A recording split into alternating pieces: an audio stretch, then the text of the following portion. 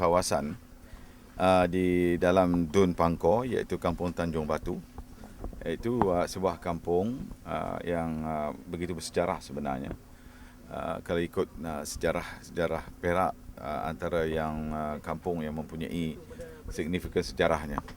Namun oleh kerana masa sudah pun berlalu, menyebabkan kampung ini semakin mengecil.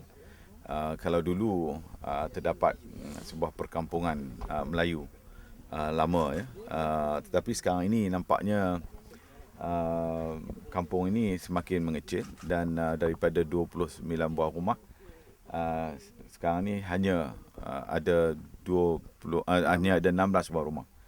Dan kita bercadang supaya kampung ini dapat dibesarkan semula, memandangkan kepada keperluan generasi muda yang ada di kawasan Batu Gari dan juga di kampung Tanjung Batu ini sendiri. Jadi saya telah pun mengenal pasti beberapa tapak yang ada di dalam kampung ini bagi diwujudkan semula perkampungan ni.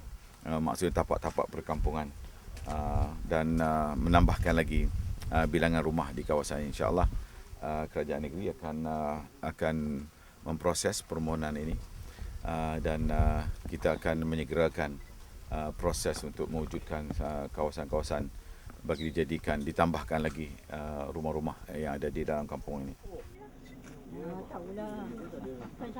InsyaAllah.